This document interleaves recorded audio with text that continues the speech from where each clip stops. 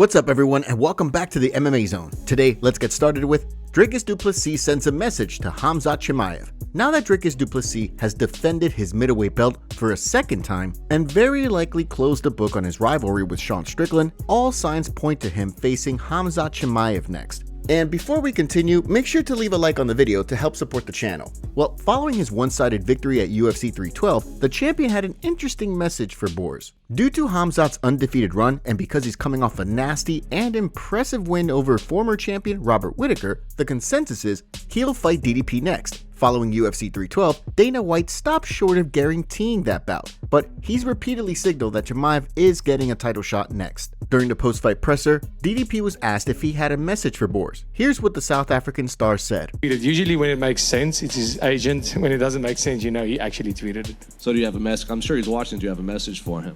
No. Stay out of the cold. On account of Chimaev's well-documented battle with illness, there's a good chance that DDP was referencing that here. The well-rounded fighter was also asked about what kind of game plan he'll employ against Chimaev. Yeah, I'll wrestle him. Yeah, that's a game plan. Yeah, sounds good. So, given Chimaev's awe-inspiring wrestling and terrifying top game, there's no question DDP's wrestling defense will need to be on point. Could he also, however, be alluding to trying to take Chimaev down? If he could pull that off, that would be something. It remains to be seen when DDP vs Chimaev will be booked, but since the champion seems to have emerged from UFC 312 relatively unscathed, one would think and hope that fight will get booked for late spring or early summer. By the way, the early odds for that fight are already out, and Chimaev is a sizable favorite. In the meantime, it'll be interesting to see what comes next for Nasruddin Imavov, following his jaw-dropping stoppage of Israel Adesanya at UFC Saudi Arabia. DDP was also asked about Imavov while talking to the press, and he proposed Imavov fight Caio Borralho in a title shot eliminator. Now, on paper, there's lots to love with that matchup, but will Imavov even accept anything other than a title shot? The UFC might give him no choice. What do you think? Dricus du Plessis was seen with Israel Adesanya after UFC 312. DDP told Izzy that he has Anderson Silva status. Check this out. And you say, I'm really happy with saying, yeah, you go. Yeah. So I said this, I don't know if you heard when I said in the media, you have Anderson Silva status. You don't have to worry about anything else. And another clip surfaced of Merab Dvalishvili giving some wrestling tips to DDP outside of the hotel lobby. Here there is shoulder, and there is also number one. Now, I'm gonna even if I get a lot of power, I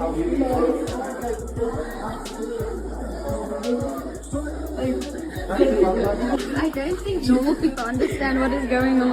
But we know. Yeah, we know. The legs.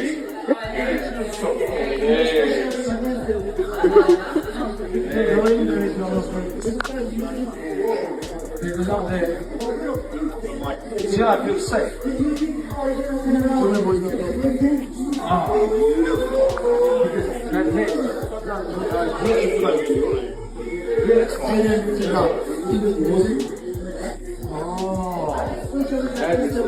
I give them space.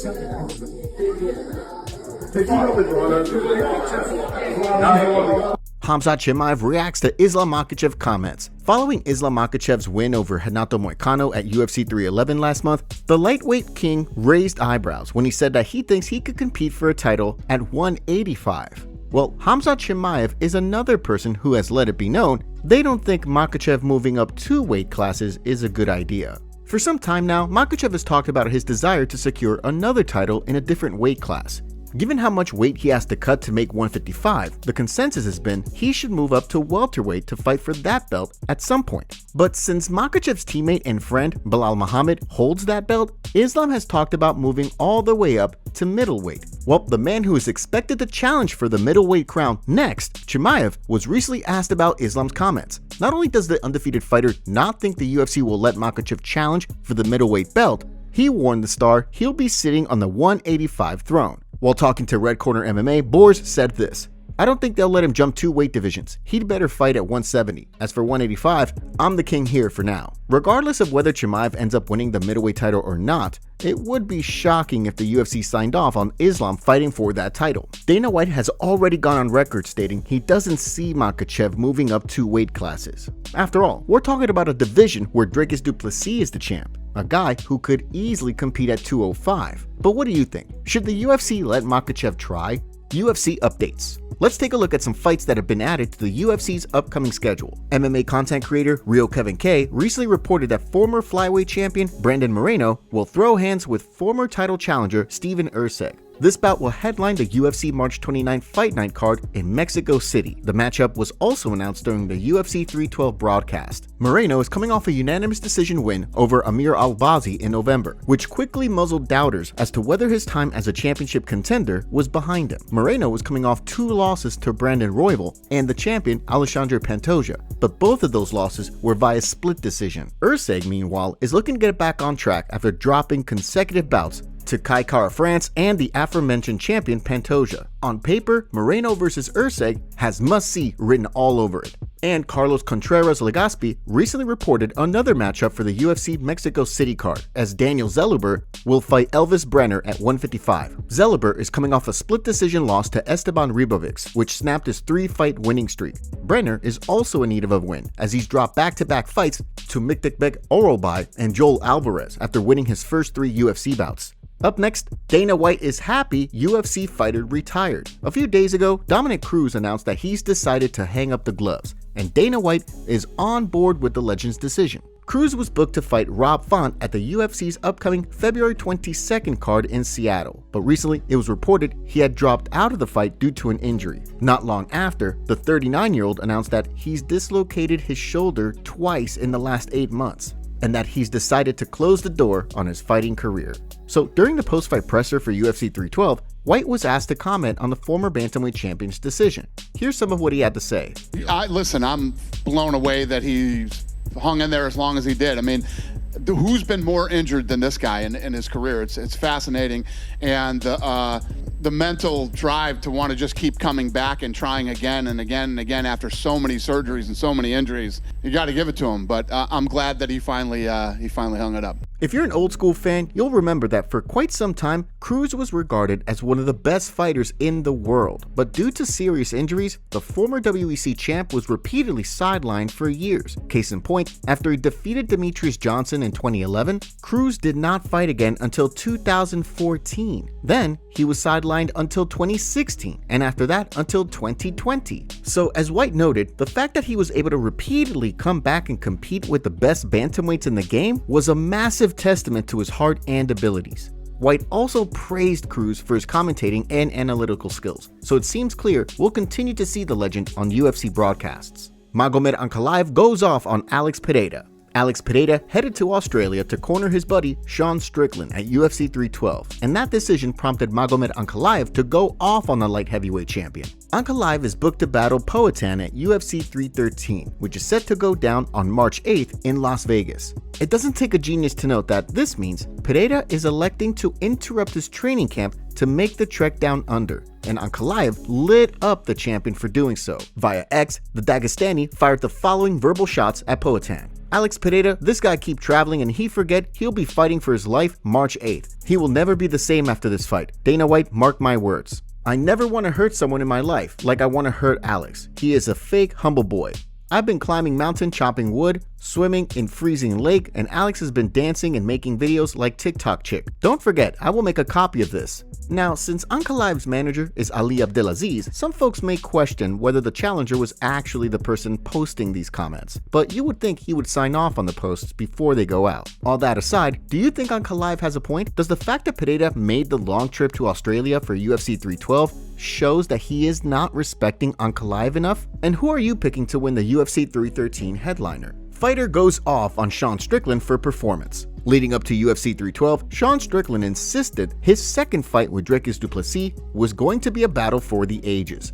So given what transpired in the contest, it's not surprising to see Strickland's performance coming under fire. If you watch the UFC 312 headliner, you know that it was largely a rinse and repeat performance from Strickland, minus the front kicks. The former champion fought behind his jab and never really kicked it into high gear, even when it was clear that he needed a finish, and despite the repeated protests from his head coach Eric Nixick. So after the bout, which saw all 3 judges awarded to Du Plessis, former UFC fighter and now analyst Dean Thomas had this to say during the post-fight show. He just have to admit it now. We have to admit it. Sean Strickland is not who he says he is. He's not who he says he is. We want him to be something. He wants to be something, but he's not that guy. He's not the guy who's going to go to the He didn't go to the He didn't even go deep. I'm not saying he's not a great fighter. I'm not saying he doesn't deserve to be where he's at, but he's not who he says he is. We've got to admit that. And here is what Walking Buckley had to say about the bout via social media. I will be the first to say this. Don't let DDP goof fighting style trick y'all. You're not gonna beat Buddy unless you can turn his TV off or control on the ground for 25 minutes straight. You can't play with Buddy because he's gonna put you in a fight which a lot of you are not used to in the UFC. And Demetrius Johnson was yet another fighter who raised concerns about Strickland's latest performance and what it indicates. I know you guys always say I'm a Sean Strickland hater, but I am not. I basically call it how I see it. Sean Strickland has a style where he would not deviate from it.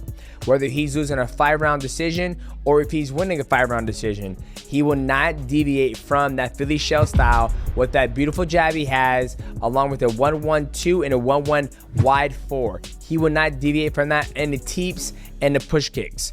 He's been doing that style from the very beginning in the last 4 years of his career, and he'll do it for the next 4 years of his career. In order to get better in this sport of mixed martial arts, you have to take the time, swallow your pride, swallow your ego, and put yourself in a position where you're going to force yourself to evolve and get better and learn new tools. That's the only way you're going to become a better fighter in this game. There's no denying that Strickland is absurdly tough and that he has very good boxing and defense, but it's not surprising to see these comments. The brash fighter has recorded just 2 finishes since 2018. But what do you think? Will Strickland change up his approach? And do you see him making another title shot run? After Belal Muhammed posted a video on his instant reaction to UFC 312, which we included in yesterday's video, it looks like Belal went off on Strickland again. What did we learn yesterday? We learned that Bully is always right. I've been saying it forever. Sean sucks. He's trash. He talks a big game, but he's never walks. And even to the fans, sit there and hype him up like he is the best boxer, the best boxing defense, this, and that. You go out there and he just jabs and teeps, and he fights like a scared little girl. And he doesn't want to get hit, and he just, even when you're down 4 rounds, he doesn't go all out. He doesn't have it in him. Unless there's 5 seconds left in the fight. Wants people to say that he's crazy, he's nuts. He's not. He's just a little clown that's hiding in a body of a fighter. He's a coward. And now he's gonna come up with oh man, but I had staff. Let me tell you something, guys. I get paid a lot of money and I got staff. So, but I was gonna still fight for you guys because I have to put a show on for my fans. And then I broke my nose, so it messed up my whole fight, even though I lost the first 3 rounds just by jabbing 1 time every 5 minutes. Yeah, man, it was all from the staff. That's why I wore sleeveless shirts at the press conference so people could see it and have the excuse built up already. And my fans will know that I still stepped in there for you. He sucks. And finally, we get to get rid of giving this guy undeserved title shots. Zhang Weili calls out Valentina Shevchenko. Zhang Weili recorded yet another ridiculously impressive win at UFC 312, and as a result, calls for her to battle flyweight champion Valentina Shevchenko are making the rounds. Well, by the sounds of it, both Weili and Dana White are on board with booking the super fight. Weili faced Tatiana Suarez in the card's co-headliner, and she proceeded to prove the betting lines wrong by recording a dominant decision win over the decorated wrestler. Since the victory was Weili's 5th straight and her 3rd title defense in her 2nd reign as the strawweight queen, the timing seems right for an all-star showdown with Shevchenko. When Weili was asked about the possibility of fighting Shevchenko during the post-fight press conference, the Chinese fighter said this: "Let's talk with Dana later, but I think everything is about timing. So if there's a good time for both of us to make this fight happen, it happens." White was asked about the possibility of booking that super fight, as well as who he thinks is the better pound-for-pound fighter, Weili or Shevchenko. Entertain like this super fight between Valentina and Weili in the future? They're waiting for me. First question for you is, do you still think Valentina is the pound for pound #1 or Weili is the pound for pound #1 right now? Valentina or Weili as the pound for pound. That's a good one. I hate answering these questions because I love them both. Maybe we'll just have to find out. It'll be really interesting to see if the UFC goes in this direction. It certainly sounds like it's a real possibility. Weili has yet to fight the number 3 ranked Virna Jandiroba, who has won 4 straight. But even the biggest fans of Jandiroba would admit that Shevchenko versus Weili is a way bigger fight. Do you think we could see Shevchenko and Weili battle next? Dana White receives challenge for $20 million. After UFC 312, Dana made a comment about pillow fighting being on TV in Australia and compared it to power slap. Here's what Dana had to say. I saw pillow fighting on TV tonight here in Australia. I don't ever want to hear another word from you people about power slap, okay? Ever. Steve Williams, the CEO of PFC, Pillow Fight Championship, responded to Dana White by offering him a $20 million challenge. He said, "Dear Dana, every one of your past, present, and future UFC fighters started out first as pillow fighters, including you. Pillow fighting is all part of growing up. Offense, defense, targeting, scoring, cardio regulation. Great pillow fighters make great UFC champions. Don't hate on PFC. We're actually one of your training partners. We'll also be a money-making home for future UFC fighters and former champs who get into PFC rings. Since you started this somewhat humorous disrespect, why don't you give me a chance to finish it? I hereby challenge you to put your top 10 fighters to a televised pillow fight championship against my top 10 team. If you win, I present the belt to you and shut down PFC forever. I'll lose the millions in the 5 years I invested growing the sport to what it is today.